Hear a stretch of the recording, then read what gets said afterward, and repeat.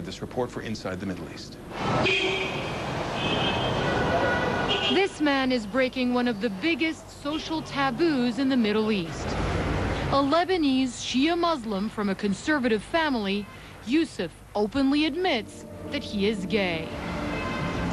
In a society where homosexuality is considered so unmentionable, there is no widely accepted neutral word to describe it in Arabic. And where men like Yusuf are often harassed, like here on the streets of Beirut. The gay bashing I've been victim about is like what you hear it. What's really so bad, like the silly words that they give you, the silly words that like you see like this one, you see? Like just like this one, exactly. He just called you fufu? Yeah, fufu is like fag. Yeah. Yeah. That's good. We follow Yusuf to a tiny studio apartment in the Lebanese capital. He says that when he came out to his family, he was threatened. Like my brother told me, in 3 days, if you're not back home, you are dead. It was that clear. When he refused, Yusuf says 2 of his brothers forced him into the trunk of a car and drove him to the family home. You thought they would hurt you physically? I was hurt physically. I had a gun in my head. They put a gun to your head? Yeah. It was... Now, at the time, when this thing was happening, I couldn't think like that. But now I can see it. It's an honor. It's like it's their honor. It's like I'm breaking everything for them. But Yusuf is an exception. Most gays and lesbians we meet in the Middle East only agree to speak to us anonymously. Like this Saudi Arabian man, who asked us not only to conceal his face and distort his voice, but not to mention what city he lives in. He says he felt he had to leave Saudi Arabia because even those closest to him turned away. Most of my best friends, well, I spent more than 10 years with them. Just when they start to hear the rumors, they walk away from me for no reason. The rumor that you are gay was enough to destroy your reputation? Yeah. So in nightclubs like this one, where some gays and lesbians meet to socialize, we are not showing faces or revealing locations. Lives and livelihoods, we are told, could be destroyed in an instant if we did. So why is there such intolerance for homosexuality in the Middle East?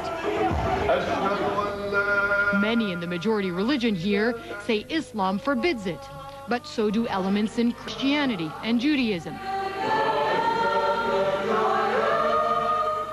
And for Beirut-based George Hazi, head of the Middle East's first only organization, in male-dominated societies, there is a deeper cultural explanation.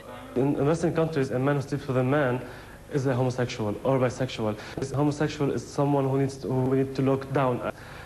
A man as a passive guy. That's why I repeat that racism and homophobia in the Middle East are together. Also governed in Egypt, and 2 authorities raided a gay hangout on the Nile called the Queen Boat, arresting dozens of men because of habitual debauchery. Today, all some, whatever a gay meeting place, are gone. The United Arab Emirates is called a gay wedding. Half of them were sent to prison, so the charges and jail terms were later reduced. The UAE minister told CNN there will be no queer acts in the UAE. Rights Watch, what motivates to crack down homosexuals is seems more dictatorial, secular governments that is right wing. And many of those governments try to politically and try to say, we're defending religious values, we're defending authentic cultural values, and that often means a political tool. In Iraq, for instance, homophobia, coupled with radicalism, sexual is impossible to one gay Iraqi man in Baghdad. Now, after the war, even that little sort of thin layer of security, it's gone. Everywhere in Baghdad or Iraq is pretty unsafe. In the places where it was known that gay men were attacked. So, like countries and lesbian life in Iraq happens strictly behind closed doors and increasingly on the internet, anonymous, tucked away, you can see it. And what gays and lesbians say they want is simple: Really what gay and people are asking in Arab world is very basic. They just need someone to speak with and someone to accept them. They are different. Speak with someone and you're afraid of saying what because I go to prison or rejected by our Beirut, Yusuf seems so comfortable with sexuality. He can stop by and ask them on camera, and he certainly doesn't always get positive responses. So even though he's faced death, Yusuf says he'd rather be out of the closet. You come out and say that you even have a pin. Say what it says. Let's get one thing straight. I'm not. So you're publicizing it. I'm not publicizing. I think to tell people that, yeah, I think has another... And Beirut. We come back, one of the most dangerous places for... The Grand Ayatollah Ali Sistani is the most powerful religious figure in Iraq, the leader of its Shia majority. Several weeks ago, he reportedly issued a fatwa on his website that said homosexuals should be killed in the worst, most severe way. The fatwa was later said to have been withdrawn from the site, but it was a signal of a new, more dangerous time for homosexuals. All right, to learn more about the fatwa, the office is denying he ever issued it. Shortly after the fatwa, though, men dressed in police uniforms shot and killed a 4-year-old who's been identified as no prostitute.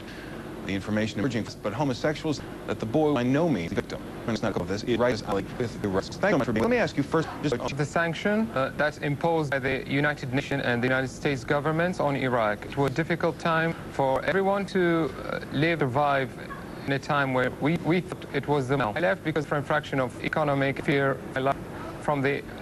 So let me ask you, if things were bad then, why are people complaining about this for homosexuals? Have they gotten... It's got almost very bad because of the increase of this group. The medias are imposing their own... What are they doing? Keep receiving reports, killing, fighting. I mean, everyone can see news what these medias are doing. They are, I mean, they are basically, and they are the military troops. Now, the impossible, they seem almost, certainly ethnically based, but almost random. Are gay men, are lesbian... Not victims, I would say. Liberal, Shia, other, especially the one who are seen as a liberal, and anyone who in kind of the religious Shia's agenda, who oppose them, and they feel they're threat kind of people. Hussein regime, political opponents, ethnics had some reason to... Were gays open at that time? Under the time of Saddam, a threat or anyone who said politically, I don't believe Saddam was a threat liberal or secularist, anyone who interfered with politics and any extreme politics. If you're nice with Saddam, his regime, I haven't any for any lesbians has been targeted at that time. Never. And so that it's getting worse and worse, and we keep getting ripped from inside Iraq. Or extensive undergiving us several killing, execution for women, gay, lesbian, others, minorities. You know, anyone who's not again helping the government agenda. What is the gay community in Iraq? Is it banding together, simply splinter staying in?